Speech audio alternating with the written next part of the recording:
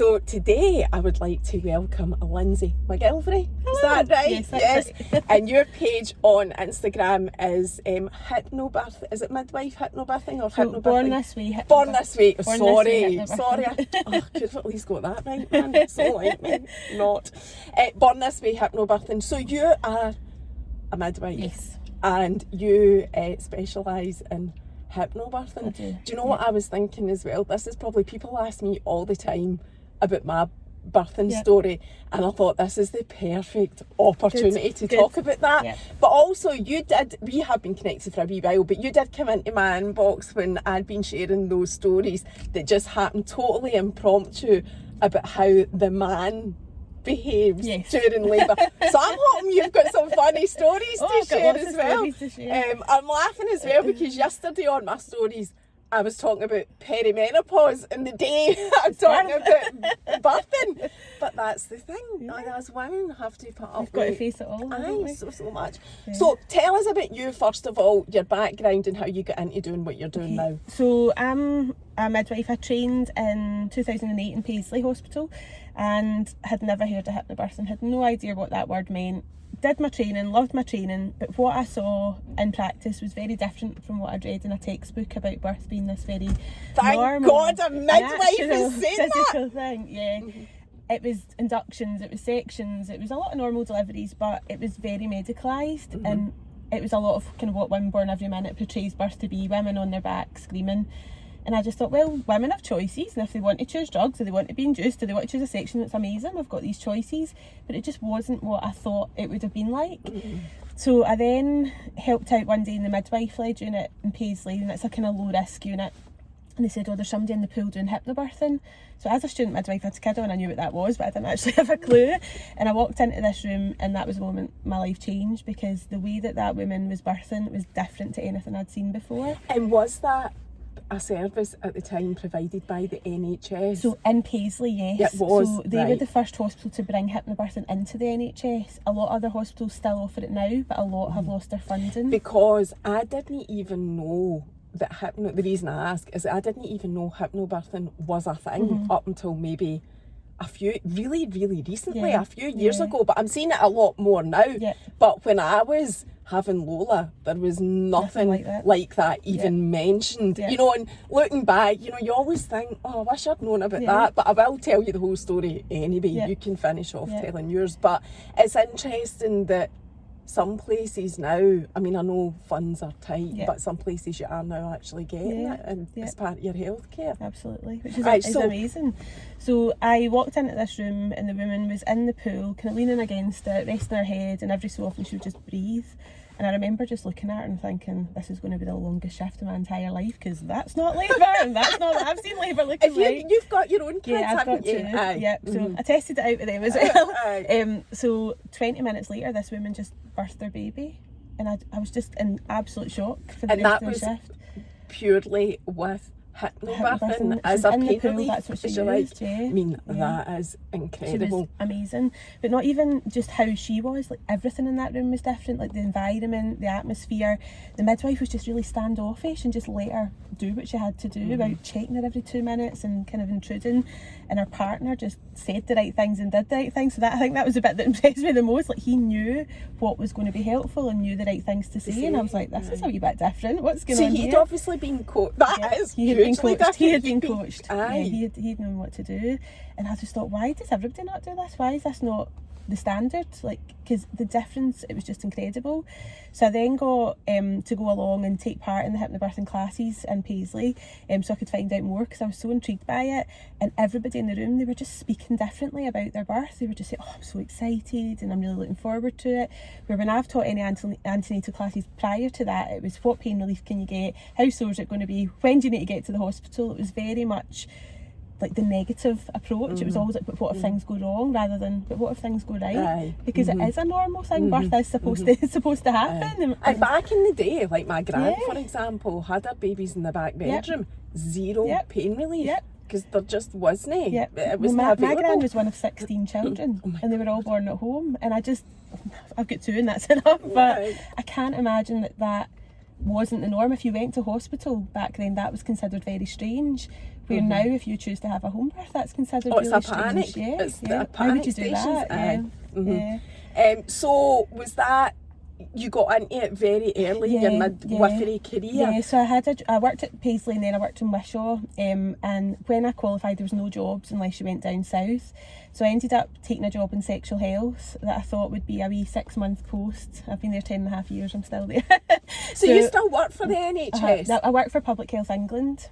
Oh, do you? Yeah, right. Yeah, so it's only England that we cover, but that keeps my midwifery registration up without me having to do 12-hour shifts, which is quite nice. But I thought that would just be a stopgap, and then I started my hypnobirthing business. I've been doing that for 10.5 years as well. Oh, really? Yeah. And I know, because in this very car park, I know that Vic Halliday mentioned you. I know you've worked with Vic, and also my friend now, Emma, Finley's mom, I know that she's working with you. So it's quite a well-known thing now, I would say, more so than it was. It's definitely getting there. I think the word itself makes people go, what on earth is that? Oh, I don't think that's for me.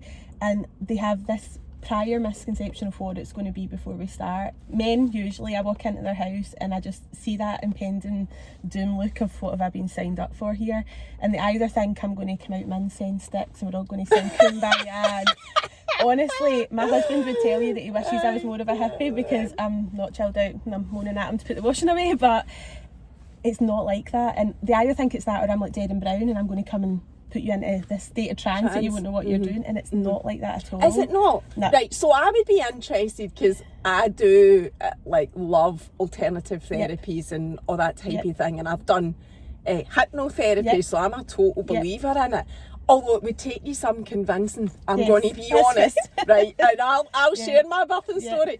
But I'm not going there again. It was all right for me to talk about it. You know, I only had one, that was plenty for me. But I just, I would need convincing. And I'm open to it. So if you were not even convincing, because I'm open to it anyway. So if I was asking you, right, so what are you going to do for me, Lynsey? Okay. What would you say? What hypnobirthing is, it's a full antenatal education course. So it's not just a wee bit of breathing and relaxation, it's way more than that. So the courses that I do are over 4 2.5-hour sessions. So I've worked with people for quite a long time. And we cover anatomy, physiology, birth plans, what if things go right, but what if things, I like to call it the plot twist, what if your birth doesn't go the way you imagine it, how do you prepare for that? So we cover everything from instrumental birth, pain relief, C-sections, induction, everything that could possibly happen. But what I also teach is ways to remove fear, ways to actually understand how your body works, and a lot of deep relaxation tools and breathing techniques. So there's a lot of mindfulness. I was just going to say that. So mindfulness is a big part of what you do. So do you still, is it still offered? I know you say you work for the English service. Is it still offered in Scotland, or if somebody in Scotland wants to engage with hypnobirthing, does it have to be done privately, through yourself? I know you run a business, I don't want to take away from that either, you know, and if people want to engage with that, then I think it's amazing that we do have those options as women now, because like I say, I wasn't aware of it back when I did it. But how is that type of service? So in the NHS, some places offer it, so it's not everywhere, and a lot of the services, it's geared up for people that have had previous traumatic births or previous C-sections.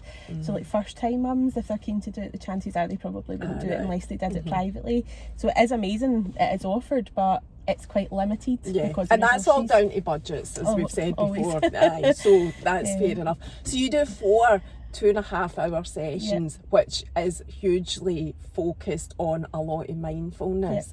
Could you actually, this is just by the by, could you do hypnotherapy separate for hypnobirthing? I would need to train as a hypnotherapist. So I've done some hypnotherapy training just because I was really intrigued to find out more about it, because I've wrote my own course, so I wanted to do some hypnotherapy so I could write my own scripts and things, but I wouldn't like to do it for stopping smoking or anything like that. It's mainly birth that I focus on.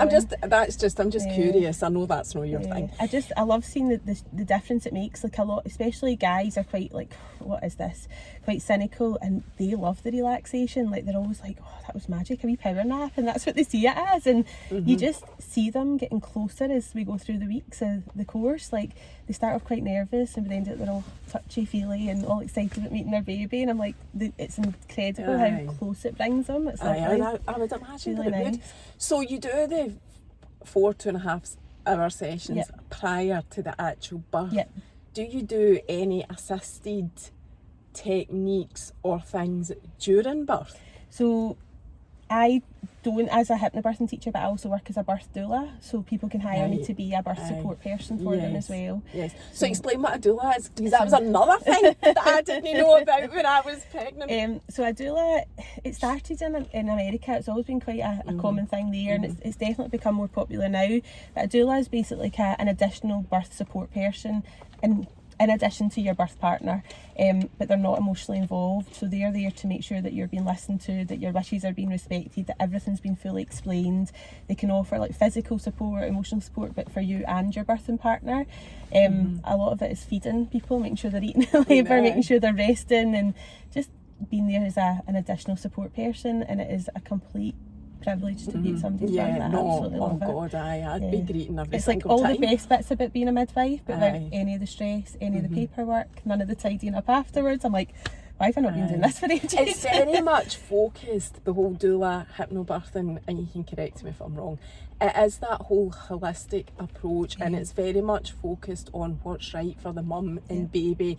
And having done my research in the past about it, there's also a big focus on the whole natural side of things. And you know, if you go back historically, women weren't interfered with, for want of a better term, right, with drugs and induction and all of that. People had their babies when their body decided, you know, although there was a lot more high risk back then, because technology's advanced, but the difference is you can have the choice now, you know. And as you say, there's things put in place for plot twist situations, but it's just incredible that now we can have these choices, as I've said already. So see, I know you spoke about a prolapse, and we'll talk about that, your scenario, but I was going to share my birth story purely because this is a good opportunity, and people do always ask me about mine, and you know, there is a time and a place, so I feel like very appropriate. this is the time and the place. So obviously we struggled to get pregnant in the first place, so it took 4 years. And I was always of the view that I was never going down the route of IVF anyway. It was always going to be, you know, if the consultant had said to me, you can't have children naturally, I was just going to accept the fate card that I'd been dealt, right? So that's just a wee bit of background. So anyway, I fell pregnant, and we had actually gone to our first consultation appointment. And I'd said that I took my period that morning at the appointment, so they couldn't do the whole, you know, the dye where they check your fallopian tubes and everything. They couldn't do that, but he was very confident that my issue was I had a colposcopy when I was 28, and one of the side effects of that can be a blocked tube. So he was quite confident about that. But anyway, that was my last that was the first day of my last period, that consultation. So I fell pregnant naturally, and that was all lovely and whatever, but I immediately suffered with hyperemesis gravidarum. I found out on the Tuesday that I was pregnant in the toilets of Morrison's at the Gale. There's nothing nice about my story at all, I'll just tell you that straight away. So and I was still obviously absolutely overjoyed at, you know, finding out I was pregnant. But then that was the Tuesday. By the Friday, I was already vomiting 7 times a day. You know, and people get it worse than me, you know, but that's how bad it was. Horrendous. I mean, it was horrific, and it lasted the entire time. So even like my midwife appointments, antenatal midwife appointments, even they were a struggle to go to. Nothing was ever mentioned about any other type of alternative pain relief therapies, nothing. And obviously I'm having a horrific pregnancy, so when they asked me to do my birthing plan, I went straight to the bit where, you know, what pain relief you want, and was like, everything. Whereas a lot of people say, don't give me an epidural, you know, I want to, you know, and it's an amazing experience. I realise that for a lot of people, I want to feel it all and I want to go through everything, you know, as nature intended, blah, blah, blah. And many times that isn't the case, because you are induced now no further than 2 weeks overdue. But anyway, so I had said that, and when it came to, so that was the scenario. I'd filled in the birthing plan like that. I'd had hyperemesis gravidarum, and then when it came to actually going into labour, even that was just like, when I think back to it, it was not an enjoyable experience for me, and actual giving birth was horrific as well. So it was during the night that I went into labour. You have heard this story because you saw my stories when I shared it back in December, but I never, see what you were saying about textbook, right? Oh God, I'm so glad you said that, because all I knew was what I read in textbooks. My whole experience was nothing like that. So I woke up in the middle of the night in this dull pain, like my whole middle body in dull pain, right? So not horrific pain, but enough to wake me up. So I got up and thought, oh my God, this is so uncomfortable. I'm going to get up and go downstairs. So when I was sitting downstairs, I had like this loss of fluid, right? That's the best way to put it. And it was like an awful colour. It wasn't blood and it wasn't my waters. But in my mind, based on what I'd read in the textbooks, it wasn't my waters breaking either, because it wasn't enough, you know, but it was, something was wrong. Like, I just thought, something's wrong here. This isn't right. This isn't what I've read. So at 3 a.m, I phoned the hospital and said, I don't know what's wrong here, right? But I'm just phoning you because it's not right. It's not what I've read. And I mean, they were amazing. I never had any issue in terms of, you know, like that when I've been phoning or whatever, or had any concerns, because I had loads of scans. I bled during pregnancy as well. And that was always a really amazing service. So they said to me, right, okay, I think based on what you're saying, you should just come down as quickly as you can, all nice and calm, but I knew as quickly as you can, and we'll just get you checked over. So there's a story about getting Keith up, you know, I've shared this before, and he was like, right, I'm getting up. I went to go and get my coat, came back into the bedroom like an absolute burst ball in a pair of leggings. I think I still had my nightie on, hadn't brushed my hair or hee-haw, and he's in the bathroom in the shower and having a shave, and I was like, priorities. oh my god, if I wasn't about to just fucking deliver your Wayne, I would be totally losing it. So but I mean, I was raging, Lynsey. I still cast that up to this day, right? So we gets down to the hospital, and what they did, and you'll be familiar with all of this, I knew none of this. When I explained to them in the triage midwifery bit, or what is it called, maternity? What is it? Maternity? Aye. So they said to me, right, so a way that we will know if that was your waters breaking is that if you lie on your left side, it comes away. Now, I didn't know that. That's not in the textbooks either. I was like, what? That's not... I didn't read that. So they put like the puppy pad, the puppy training pad under you. I'm lying on my side. I am not joking. The minute I lay on my side, everything came away, and I went into labour like that, back-to-back contractions. Not even a centimetre, dilated, I might add, back-to-back every 10 minutes, you know, like absolute agony. And I remember lying there, like, so they left me for maybe 5 minutes to let it happen, and Keith was sitting in the seat next to me. Now, I'd say to him, don't bring any bags or anything, and I'm not this, I've read about this. This isn't it. I'm not having this baby, the new. They're going to just check me over, say everything's fine, and send me back up the road. So let's just go and do this, and then we'll go back up the road. So and I knew then, like, I went into labour straight away, but I wasn't understanding why it was such intense pain, like back to back.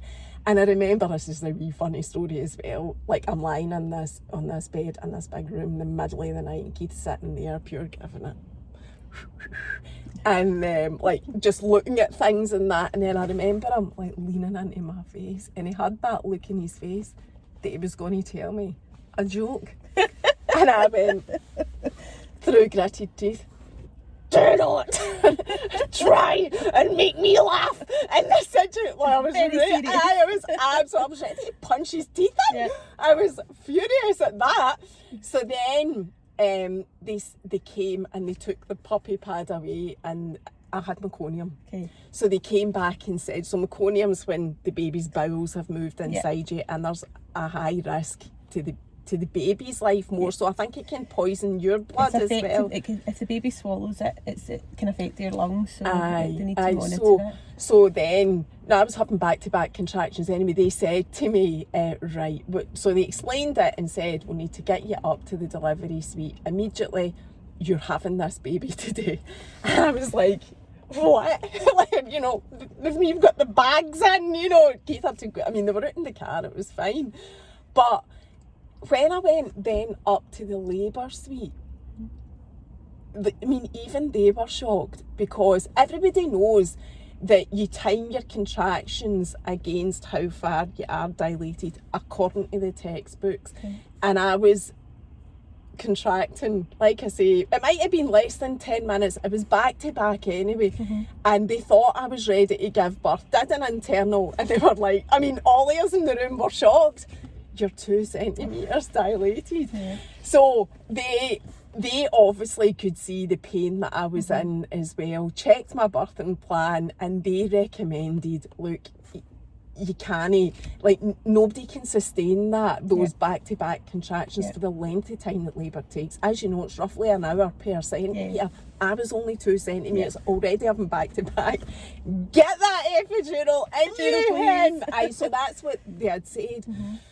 So then I had the epidural, and it didn't completely work. Oh. But I'm a pure wimp, Lynsey. Like, I'm a total wimp. I would be your worst nightmare. No, you wouldn't.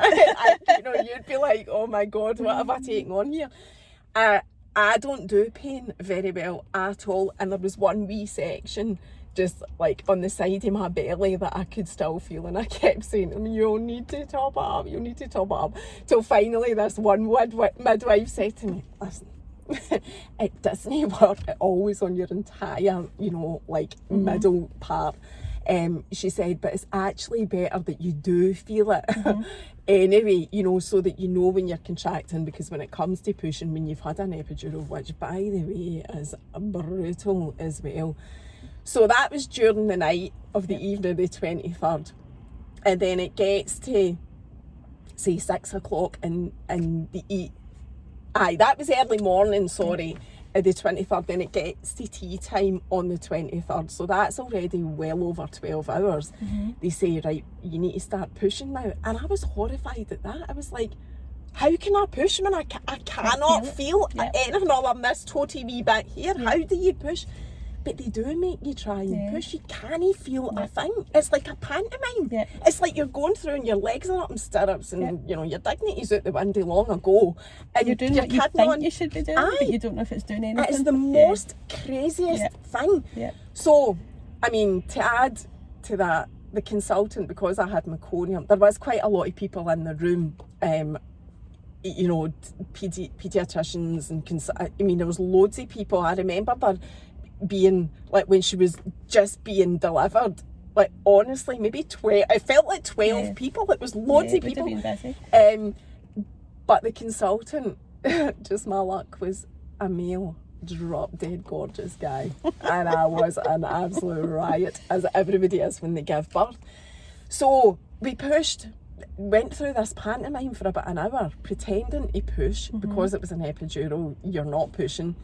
And then they offered the, assisted delivery. So that is basically pulling the baby out your body, which is horrific. I had forceps, and you're absolutely cut or torn. I don't even know, because from vagina to bumhole, I believe. Well, that's what I mean. That is what it felt like.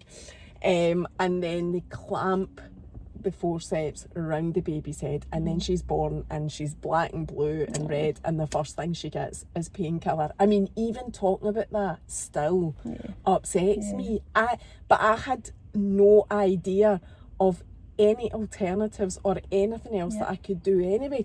There was one point before the forceps part where they said to me, that gorgeous consultant said to me, right, we're now at the stage where she's showing a wee bit of distress. If you're not able to push her in the next contraction to whatever part, we'll need to take you for an emergency section. And my mum was there, and my mum was going, when they went out the room, you don't want a section, you do not want a section, can you do anything if you have a section? You need to get this baby out, you know, a vaginal birth. But see, on reflection, Lynsey, the recovery, I did regret that decision. I should have had a section because the recovery was horrific. And because to me, right, you're basically getting cut down there instead of across your tummy, right? So that's the difference. Other than that, it's the same, because I was like, you know, holding myself whilst I was walking or standing for up to 12 weeks after it. 3 months, it was horrific. Then I lost hundreds of blood, and you know, they had to take the baby off me because I was that way. I ready to pass out. And like I say, the recovery was awful. So for me, I found it extremely traumatic. And there was one midwife, right, and I want to say this because I think there will be people relate to this as well, and you'll have heard these stories. There was one midwife who was particularly old, not, I don't mean old fashioned, but old textbook kinda. And when she gave me an internal, you know, when we discovered that I was only 2 centimetres dilated at the very start, she was extremely rough, and I just burst out greeting. It was that traumatic. It was, but she wasn't my birthing midwife who stayed over her shift, and she was incredible. And loads of other midwives that let her go for a break and whatever were all amazing. There was just this one where I got that horrific experience. Aye. Well, I do remember the one that stayed over her shift as well, because that was amazing. And my local midwife is also an incredible wee Irish woman, incredible as well. So that was my whole story from beginning to end. Now, don't get me wrong, every mum's exactly the same. You would never change the actual, you know, being given the gift of a child. You would never change that. But in terms of, my pregnancy was horrific, but the actual birth for me was extremely traumatic. And it sounds like it from what you're saying. This is exactly why I do what I do, because I just think no matter what way your baby comes into the world, it doesn't have to be traumatic. And a big part of that is understanding what's going on, things being fully explained to you, you having informed choice, having tools to keep you calm so that you can decide if it is the right thing, and to know what's normal, because a lot of people, they almost go into a birthing environment and just kind of hand themselves over to the experts. That's what I did. I just did whatever they said. And actually, they are the experts in labour and birth, but they're not the experts in you, so they don't know what you feel is right. And even like with the epidural, that was amazing that you chose to have that, because that was your choice. But a lot of people don't know that if you have an epidural, it increases your risk of having an instrumental birth. It increases the risk of having a C-section. So there's a lot of things that aren't always explained. And I think that's a big part of what I do is education, because when I first started teaching hypnobirthing, it was all about, it was a programme from America that I stopped teaching quite quickly because it just didn't sit well with me. And it was about a pain-free, drug-free birth.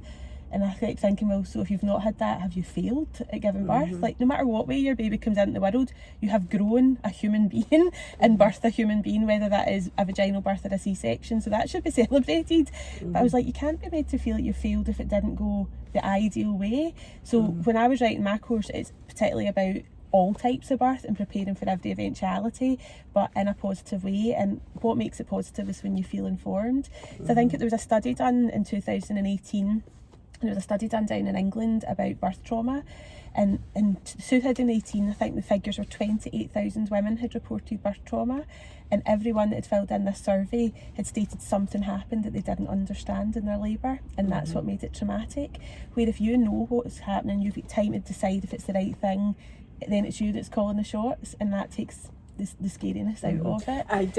I would have definitely felt so much better if I'd been informed, and you're right, I just did whatever they told me. And see, when that midwife did the very first internal, and I was like actually, you know, crying like a baby. Like I'd just been, you know, it's scared. Dilated, and she did say to me, dry your eyes.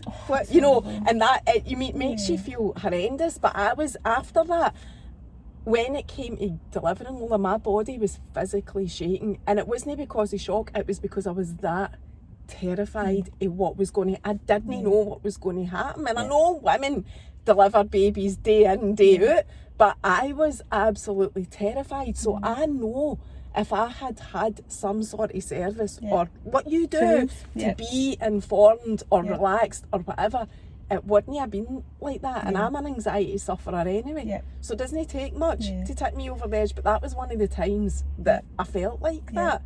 And then after it, I just feel like they've basically just ripped this baby out of me. That was how I felt. Because the fear thing's a big part of it. Like what we talk about in hypnobirthing is how your body works. So in order for your labour to happen, you've got two hormones that make your body work. So you've got oxytocin, which everybody knows is the love hormone. So when you kiss or you cuddle or you cuddle your dog or whatever it is, that releases that lovely hormone that makes you feel all warm and fuzzy inside. But that is the hormone that makes your uterus contract. So in order to have that release, you need to feel safe, you need to feel supported, you need to feel that you're in an environment that doesn't feel clinical or scary, because if it does, it's not going to happen. Your labour will just slow down. So see that examination, that makes me think that that made you feel so frightened, it probably impacted how then everything else felt. I would agree with that. That was like just my mind shut down. There was nothing positive about any of that after from that moment on. I see that all the time. The other hormone we need is endorphins, and endorphins are our body's natural pain relief. So what hypnobirthing does is allow you to use tools. So we use like massage, breathing techniques, scripts to get you into a deep state of relaxation, loads of different things, but that helps release endorphins and oxytocin, so it makes people feel comfortable. So it's not about not having pain relief. You can have any pain relief you want, but I teach you, like, try water, try a TENS machine, try massage, try all these things first, and then obviously you can have any pain relief you want as well. But when you can access your own endorphins, they're up to 200 times the strength of morphine. So if you can access them, you feel good and it doesn't feel as intense. But what kicks in is, if we feel scared or frightened, is that adrenaline hormone, so that fight or flight kicks in. So if you imagine walking down the street and someone starts chasing you, if your body thinks it's under attack, it's going to get you out of that dangerous situation. So when adrenaline kicks in, it directs the blood to where we need it to get out of that dangerous situation, which is your arms, your legs, your heart and your lungs. So you can go faster than you ever thought was possible. But the exact same thing happens in labour. Even if it's not a real fear, but if you perceive a danger, your body's like, well, the last thing I'm going to do is let this baby come out. So it diverts all the blood elsewhere, so you'll be able to run a good few laps of your hospital, but having a baby is not going to happen, because these muscles need these good hormones to make them work. They also need blood and oxygen. So if they've not got the blood and oxygen because it's been diverted, labour becomes uncomfortable. The muscles have got to work harder, which makes it longer, sorer, and it's a big part of fear kicking in. When I do my course, I show people this video, and it's available on YouTube to watch. It's called The Push, and it's so interesting because it shows you how closely linked sex and birth are, and the environment that you'd want to have sex in is very similar to the birthing environment. But most people go into this like bright clinical room, midwife shouting push at you, a big spotlight on you. It's not the most relaxing of atmospheres. But what I love about this particular video is it shows you everything done from the man's perspective, and see, when you watch it, it feels so like offensive the way that they speak to the man, but that's how we speak to women all the time in labour. So it starts off with them kissing and cuddling, and things all get quite heated, showing how closely it's linked to sex. But just at that moment, this midwife pops up with a clipboard and she's like, so can I just ask, when did you last pass urine?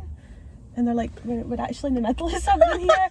So things all start to slow down. And a wee while later, somebody's coming to get equipment, people are putting lights on. It's just all these interruptions, which is stopping what their bodies are trying to do, very similar to birth. But like, even the language, like, women in labour are told all the time, like, oh, you're doing really well, good girl. And it's so patronising. You're like, don't call me good girl. I like, why, like, I just say to you, you know, dry your eyes. It's like so patronising. Instead of supporting you, going, do you know, this might be a bit uncomfortable, don't worry, I'll support you afterwards, or whatever it is. But when it's said to the guy in the middle of the sex act, they're like, oh, he's doing really well, good boy. And the man's like, that's really awkward, can you stop doing that? But the biggest bit that impacts when my clients watch it is the bit about size, like you're saying 2 centimetres. For you to be 2 centimetres, your body's worked really hard. So that means your cervix is shortened, it's softened, and it's started to open. So that's the hardest part done. But what they go with, oh, you're only 2 centimetres. That was what it was like. Everybody in the room just went, oh. So you think, I'm really rubbish at this and I'm failing at this thing. You can't control your cervix, and that's what it shows you in this video. So like that to the women, oh, you're only 2 centimetres. But see, when they say to the man, oh, it's only 4 centimetres, the man's like, I mean, that's the size it is, I can't really do anything about it. And it's turned around like that. You see that language really impacts as well, because if you're trying to do something you've never done before and somebody's telling you you're really rubbish at it and dry your eyes, like why would you go relax and let this happen? But also it's the language, absolutely, but you're also in a situation where there's zero control about what you can do about lots of things. And you've just reminded me, I was also extremely swollen, right? So I had put on just 3 pounds off of 4 stone, and I'm not that big built anyway. My body was struggling with it. I knew myself, you know yourself, you're in touch with what's going on and what you're feeling. I'm like, my body is now struggling with this. My legs were in agony. I just felt like I was swelling. And see, when I got up in the morning, like the swelling, because I kind of slept a wee bit, it was comfortable to sleep kind of propped up for me. Then the pressure was obviously on my bottom, and even my vagina was swollen. Like I'd got up in the morning, Lynsey, honestly, and I said to my midwife before I had Lola, like, I've got swelling like you would not believe. This is horrific. And she was, like I say, my midwife was amazing, that was at my local surgery, and she had said, you know, that's all part of it, that's, you know, just rest as much as you can, gave all the usual advice. She was lovely. But see, when I went in to that labour suite, that midwife that I'm telling you about said to me, I mean, you are extremely swollen down here. Makes you feel lovely and calm and relaxed. I'm like, so am I a leper? Like, what? Like, there's nothing. I said to her, but I remember snapping back at that point and saying, I know. I spoke to my midwife about that. Like, as if I was doing something to cause this swelling. I mean, but honestly, it's true. That's another thing they don't tell you about, like, you know, the there's places so many that you things get. I know. About pregnancy and birth that nobody talks about, and there's random things like varicose veins in your vulva. There's I didn't know that. Lightning crotch, which is when the baby's head goes in, it feels like an electric shock. There's so many random things that people don't talk about, and that's what I do in my courses, because people are like, oh, I have had that, and it's just normalising these things and making people actually understand their body.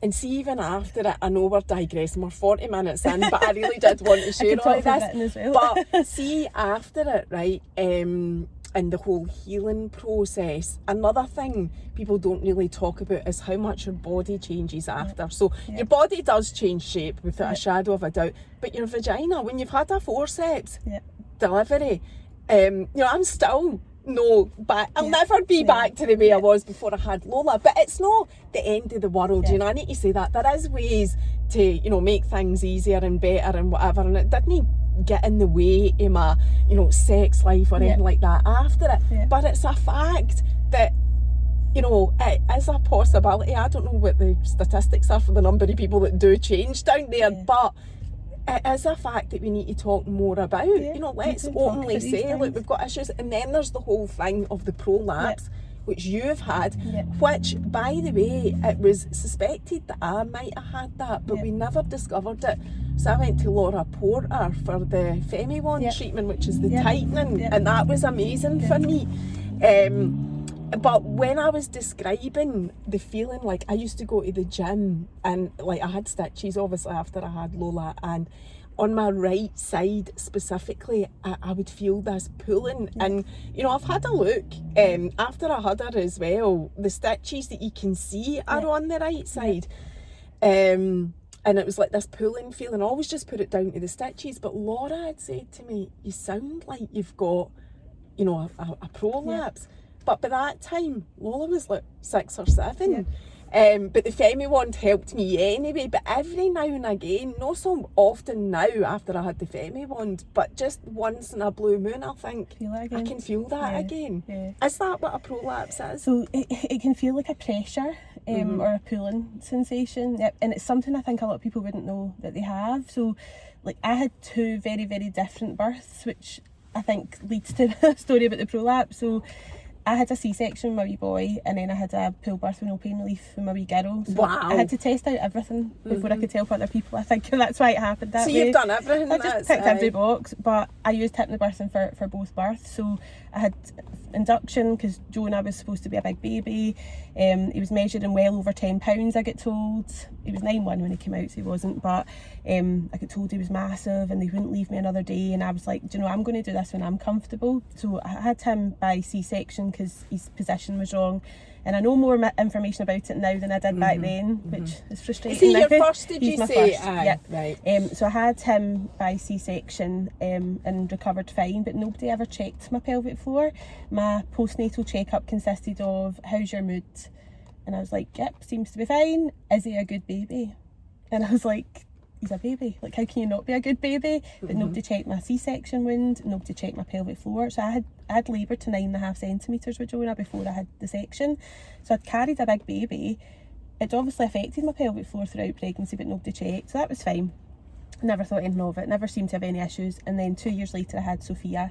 So she was in the pool, no pain relief, quite a quick labour, and after I had her I had no issues at all. So I was like, oh, amazing, this is great. And then I made the mistake of trying to get fit, which I do every now and again. I'm like, just eat biscuits, it's much better. Right. So I started doing the couch to 5k and was getting quite into it, and then I got out the shower one day and I just felt like a heaviness. The only way I can describe it was like a dragging feeling.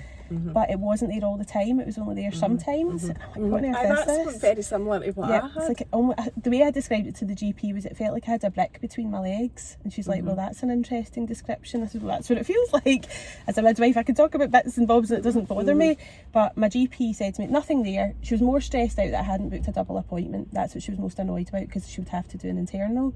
I was like, I'm sorry, I didn't know you would need that. But you don't know what you don't know. But it took me about a year to build up the courage to go and see it, because I thought maybe this is what you're supposed to feel like after you've had a baby. Like I'm a midwife, but I hadn't ever done that before.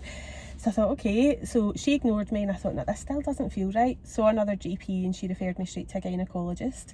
So he said to me, oh, you need surgery right away. So then COVID happened. So my surgery was supposed to be March 2020, get cancelled. It got rebooked for the end of March, get cancelled because of COVID. And I waited, it was then rescheduled for October this year.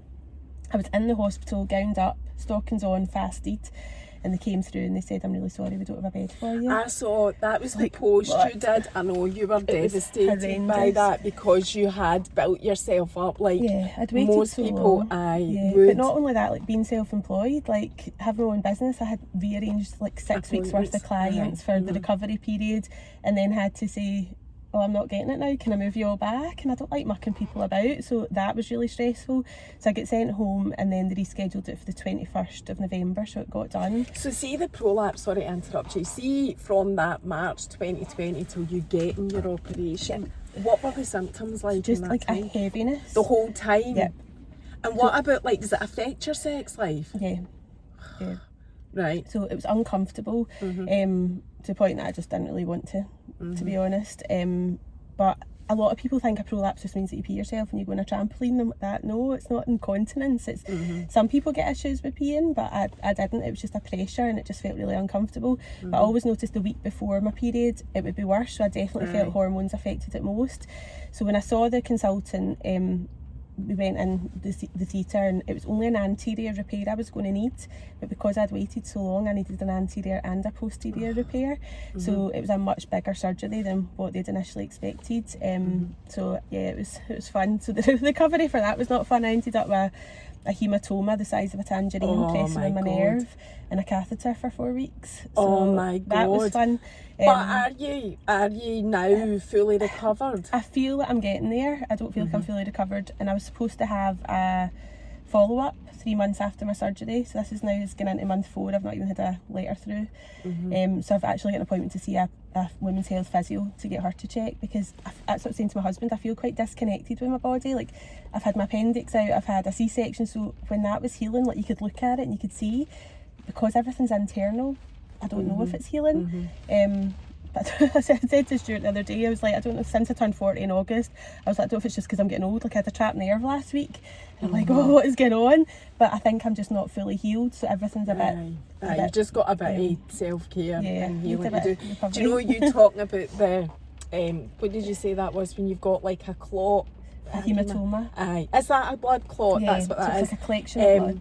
I remember as well after I had Lola, again, not knowing, and I actually consider myself quite knowledgeable, but you really is so much you don't know. Coming out of hospital and going to the toilet maybe a couple of days later for a pee, and past this massive lump, like the size of a tennis ball, right? And I panicked because I thought, I think I've just delivered what was leftover placenta. That's what I thought, right? So, phoned it. So, like, it was on a bit of toilet roll. I don't know how I managed to keep it, catch it, or that's what I like you to do, so you did well. Maybe I wiped myself and it then came out. I can't imagine, this sounds disgusting, right, but I'm just being honest. So I was able to keep it. I had to put it in a flaming sandwich bag and put it in the fridge for the midwife coming, and it was the next day, so I was still getting the daily midwife visits, so that'll show you how soon it was after I'd had it. But it turned out it was just a blood clot. It was massive. Honestly, I thought think people don't expect that at all. There's so many things, like in pregnancy, but also postnatally, that people don't expect. Like, and the fact that even if you have a C-section, you still bleed for up to 6 weeks afterwards. And it's to do with the placenta. When it comes out, it leaves a wound behind, so it's got to heal. But you see people like out pushing their prams, doing 4-mile hikes, showing off on your baby. I'm like that. Go home, just chill out. Relax. Like, your body's been through a lot. You definitely need to accept that it is a time to relax. I was going to say something else that's quite, like, you know, close to the bone, but again, just true stories. After I had Lola as well, like when I had horrendous periods as well, so I'm actually a wee bit different to most people at the moment, touch wood, with the perimenopause. It's a bit in fact, it's a massive relief for me, even with the side effects that I'm getting, and I've talked about that. Perimenopause is a relief, believe it or not, than the last 30 years that I've had. But I used to, when I took my period, I had horrendous cramps. I used to get night sweats when I took my period back then. I'm not getting night sweats now, right? Nice. But I also had this like throbbing, pulling feeling right in my vagina as well. Maybe the first couple of days in my period. But see, after I had Lola, that was intensified like times 10. And that's another thing that people don't talk about, like the whole periods thing. You know, I think we're quite good at talking about periods, but like more nitty gritty stuff about that vaginal throbbing. And I thought that was only specific to me until I saw just very recently, in the last few months, somebody talking about that. And I was like, no way, that actually happens to other people. And if people speak about it, then it reassures you that you're not strange and it's not an unusual thing, it's normal. And we need to talk about things like that. No, like, definitely. Everything for women, absolutely. So many things, like miscarriages, prolapses, urinary incontinence, all these things. If you don't speak about it, how are you ever going to get help? And like even like what you were saying about after you had Lola, it takes time for you to heal, and pelvic floor issues and things a lot of people don't do anything about. And as part of my course, I talk about pelvic floor exercises, and I also have access to a women's health physio on my course that people get access to, explaining how to do pelvic floor exercises properly. Because what you were saying about the time frame, the average time people seek support for pelvic floor issues is when their child turns 7. So we ignore it, and we're so busy focusing on the kids, and that's rightly so, they are our priority. But see, if we're not looking after ourselves, how on the earth are we going to be a good mum or dad to our children? So that would make sense about the age thing. Another women's side issue, but connected to this, after I had Lola, I had breastfed for just 6 weeks. That's all I could manage. Personally, it just wasn't happening for me, right? And again, I don't put pressure, and I don't put pressure on women at all for that. That's a personal choice. But anyway, I then had developed this inverted nipple, right?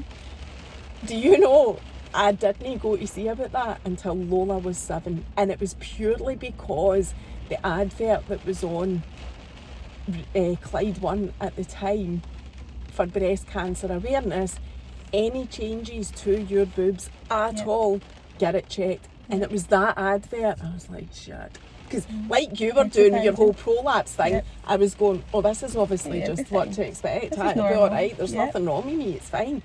It turned out it was fine, thank God. But again, it's just some, and I've still got that. I will have now got an inverted nipple. I don't do topless sunbathing anyway, so it's fine. Nobody needs to see that. But it's just crazy the things that you don't, you know. And even honestly, even after I had Lola and like my whole vag situation, I'm like, oh my God, I need to go to the doctor about this. And it was maybe, it wasn't far between that with the boob. I've had everything wrong with me. I've got a story for everything. So I went to the doctor and I'm like, my labia's not right, or labia, whatever you say. And honestly, when I think back to that was a guy, and I plucked up the courage for that as well. And then you start to feel like hypochondriac because you're uneducated. You're uneducated. And he had to say to me, I even got the other nurse comes in now, they don't do it on their own for protection or security or whatever. And like they had a conversation about it, and they said, no, you're totally fine. And it wasn't that it was affecting me in my life in any way. I was just starting to think, is there something wrong here?